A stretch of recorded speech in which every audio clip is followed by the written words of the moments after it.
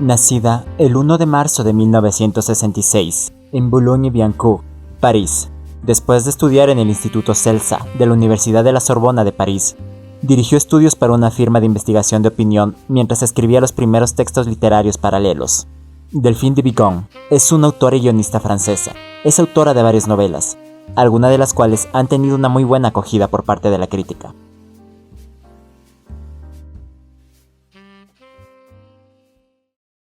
My mind makes noises too much.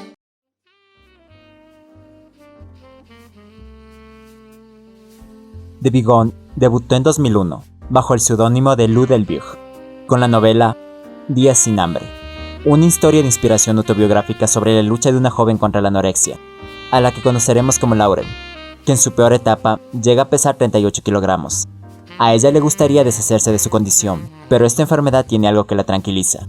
A diferencia de otros libros que pueden existir sobre el tema, este no solo retrata a una anoréxica, busca explorar las posibles causas de la enfermedad.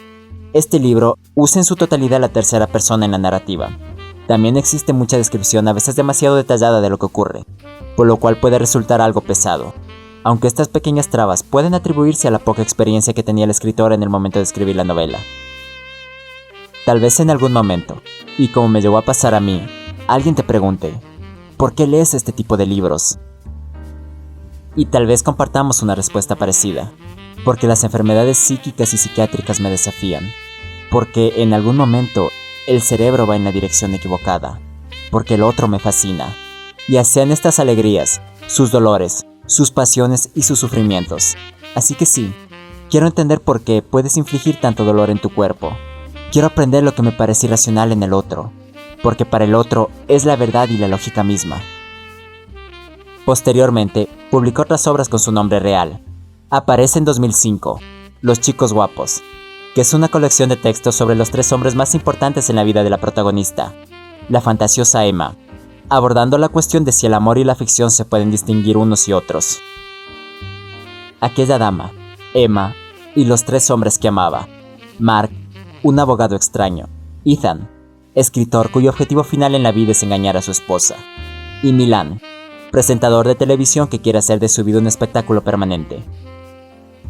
La primera historia es interesante y anuncia algo original. Mark es realmente intrigante. Su historia con Emma sorprende. Además, esta historia se cuenta un tercero, vaga al principio. Esta primera historia es realmente buena y podría haber sido el corazón de la novela, y siendo de las 3 que conforman la obra la que más resalta, sin desmerecer a las otras 2. Claro, esto totalmente en mi opinión. Ese mismo año se publicó la novela Una noche de diciembre, que también trata sobre la desilusión amorosa y que le hizo ganar a de Vigan el premio de literatura Saint Valentin. Matthew gana la estima tras la publicación de su primera novela. Entre su correo habitual, recibe una carta de una joven que dice conocerlo. Hace 10 años que se cruzaron en un avión. Luego se volvieron a ver y se amaron locamente. Pero Matthew ya estaba enamorado de otra mujer, Elise, con quien se casó y con quien formó una pareja realizada, padres de 2 niños. Entonces, ¿por qué la escritura del segundo libro hace que su autor se sienta solo, apartado de su vida cotidiana, cada vez más vacío y abrumado? ¿O son las cartas de este antiguo amante el origen de esta brecha que se abre y excava en él un desorden insuperable? Mientras leía este libro, pensé en la novela de la italiana Margaret Mazzantini, Escúchame, un hombre dividido entre 2 mujeres, corazón, razón, sin razón también. Así que para apreciar plenamente Una noche de diciembre, te aconsejo que la leas con el menor número de pausas posibles, para forzar la impresión mixta del principio, y luego quedar atrapado en una historia de desencanto. Y para terminar, esta frase que lo resume todo. Todos tenemos una historia que contar, algo de lo que debemos conseguir deshacernos, para seguir adelante. Logró un trabajo sobresaliente en 2007 con la novela No y yo, cuyo éxito llevó a de Vigan a dedicarse por completo a la escritura. No solo recibió el Prix de Livre y el Prix Rotary Internacional en 2008, sino que también vio la novela traducida a 11 idiomas, además de ser adaptada a la gran pantalla dirigida por Savo Breitman. Este libro es un encuentro extraordinario entre 2 jóvenes, 2 andanzas contrapuestas, su historia de amistad y la consideración del drama social de las personas sin hogar. Lou Bertignac es una joven talentosa y asocial que vive en una familia desgarrada por la prematura muerte de un niño. La madre está desolada y se niega a vivir, mientras el padre juega a estar bien todo el día. Lu conoce a No. No conoce a Lu. No es una adolescente sin hogar, llena de grietas y dañada por la vida. Alcohólica. Simboliza la desesperación de una joven que no puede encontrar su lugar en una sociedad normal.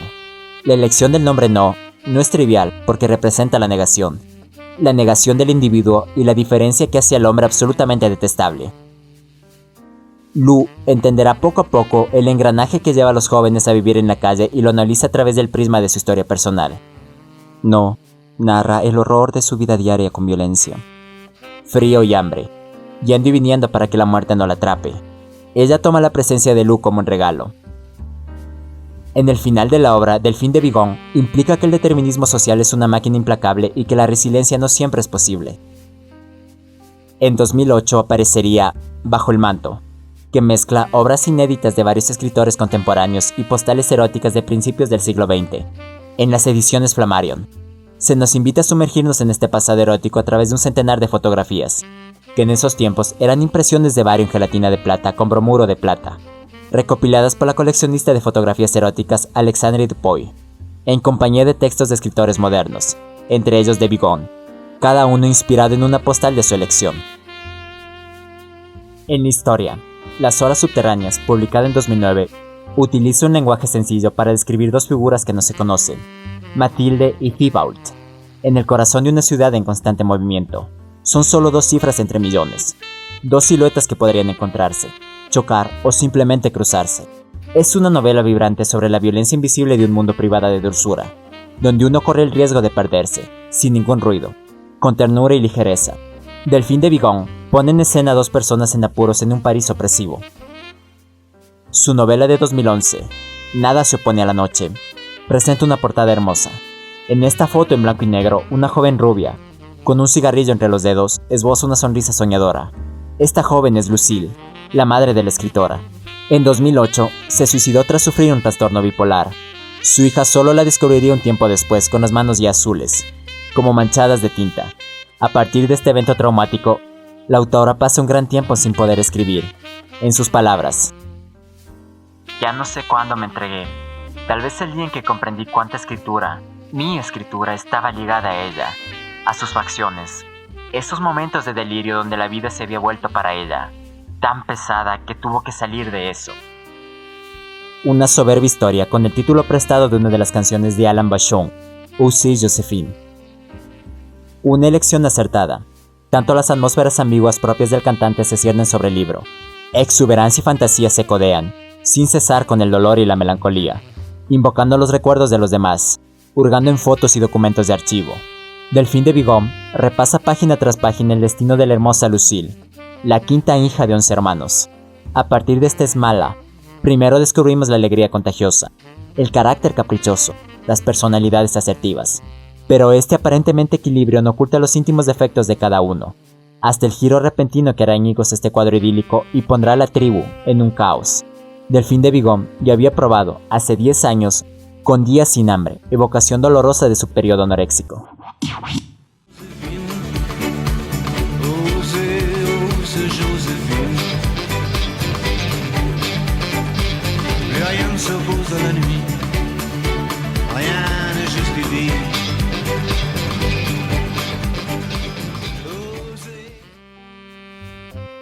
En 2011, se acercó también al universo cinematográfico, ya que tras haber confiado la adaptación de su libro, No y yo, se embarcó en la redacción de su primer guión original, Tú serás mi hijo, dirigida por Gilles Legrand.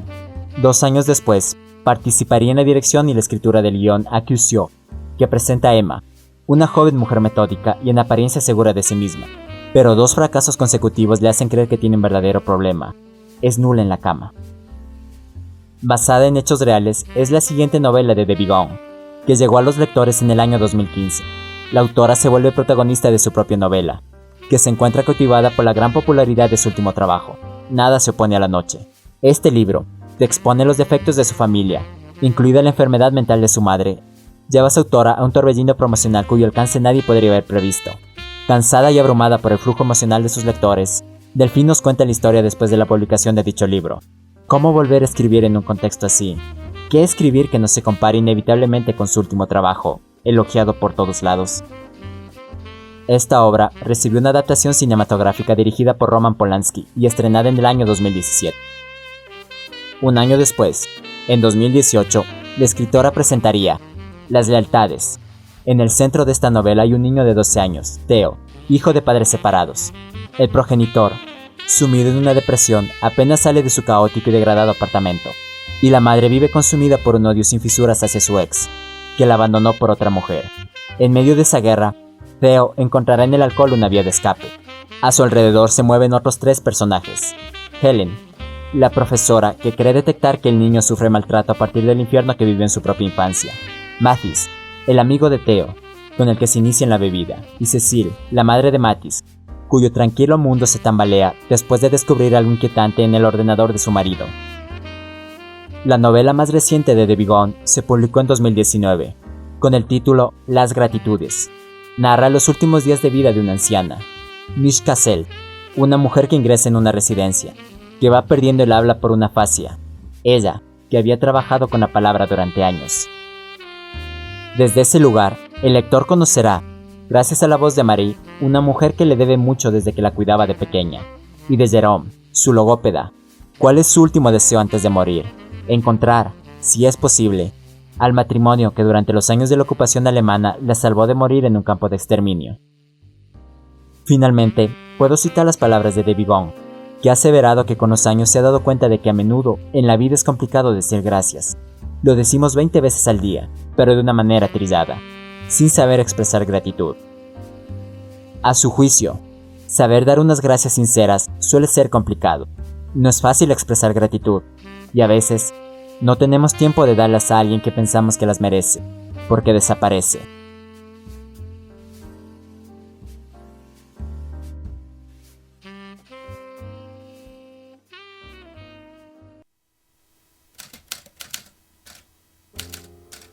En el momento en que Lucille dejó a su familia, me parece que falta una dimensión a esta composición extraña sobre la que trabajo ya varios meses, que se convertirá quizá en un libro. Me he equivocado de colores, de decorado, lo he mezclado todo. He confundido el rojo y el negro y he perdido el hilo por el camino. Pero en el fondo, nada de lo que hubiese podido escribir me habría dejado más satisfecha. Nada me habría parecido lo suficientemente cercano a ella, a ellos. Me hubiera gustado escribir sobre lo que tenía de más alegre mi familia, esa vitalidad ruidosa y excesiva que la animaba, esa forma poderosa de luchar contra el drama. Me hubiera gustado escribir sobre los múltiples veranos que Liane y George pasaron con sus hijos en las playas del sur, en Francia, en Italia o en España. Esa capacidad que George tenía de vivir por encima de sus posibilidades, de dar con sitios conformes a su desmesura y a un menor coste, de llevar allí a su tribu, a la que siempre se unía algún primo al que encontraba pálido o algún vecino con anemia. Son testigos de esas escapadas estivales toda una serie de películas Super 8 que ha recuperado, transferidas a VHS, en las que se ve a Lucille y a sus hermanos en la playa, el pelo aclarado por el sol y los bañadores de época, reunidos en el agua alrededor de un barco hinchable o tendidos unos al lado de otros sobre la arena. Lucille es guapa, sonríe, participa en los juegos, corre con los demás, permanece junto a ellos.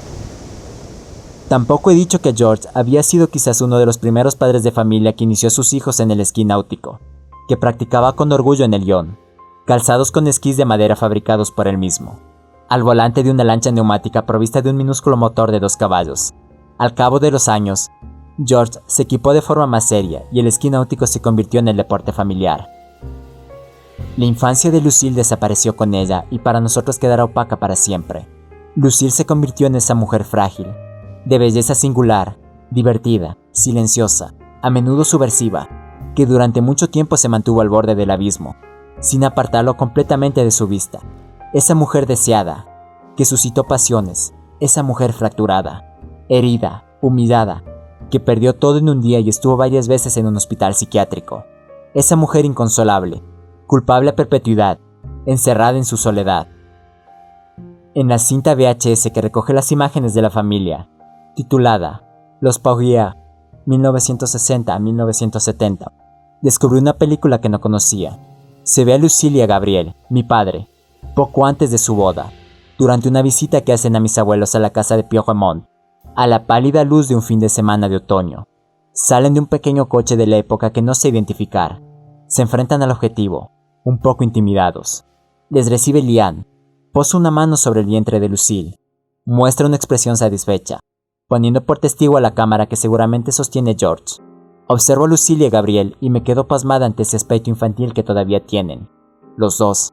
Parecen dos chiquillos disfrazados a los que se ha sugerido que hagan de personas mayores.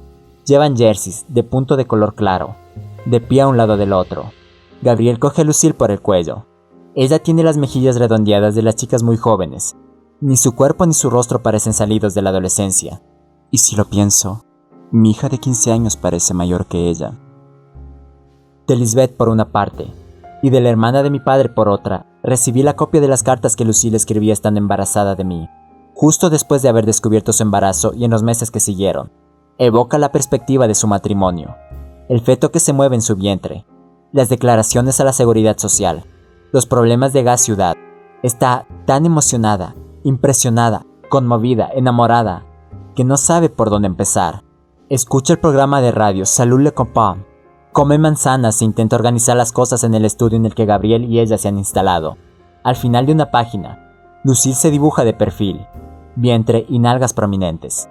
Al final de una flechita se puede leer: soy yo, no tiene ninguna gracia. En una carta dirigida a Lisbeth, evoca sus preferencias en materia de nombres. Geraldine si es una niña, Lucifero Belcebú si es un niño. Evidentemente, Lucille no tiene ni idea de la vida que le espera, y nada de todo eso parece pertenecer a la realidad. De la película Super 8 de la boda de mis padres, que tiene lugar cuando Lucille está embarazada de unos meses, emana una tristeza que no sé definir. Mi madre lleva un vestido blanco de tirantes, ligeramente ajustado bajo el pecho. Un velo de tul cubre su rostro. Gabriel está vestido con un traje oscuro. Son guapos, parecen enamorados. Sin embargo, algo en la mirada de Lucille parece diluido. Una especie de ausencia o de vulnerabilidad la sustrae de lo que la rodea. Es una boda burguesa, llevada a cabo dentro de la más pura tradición, cuyo banquete tiene lugar, tras la ceremonia religiosa, en los salones de un hotel particular de Versalles. Todo el mundo es distinguido y está bien vestido. Liane está radiante en su papel de madre de la novia. Justine y Violet, entonces con 13 y 11 años respectivamente, rodeadas por algunas primas, interpretan con gran seriedad su papel de damas de honor. La vida de Lucille fuera de su familia apenas comienza. Sale de Pigier, donde ha aprendido secretariado. Espera un hijo. Su marido trabaja en la agencia de secretariado. Espera un hijo. Su marido trabaja en la agencia de publicidad que dirige George. Aparentemente, lo tienen todo para ser felices.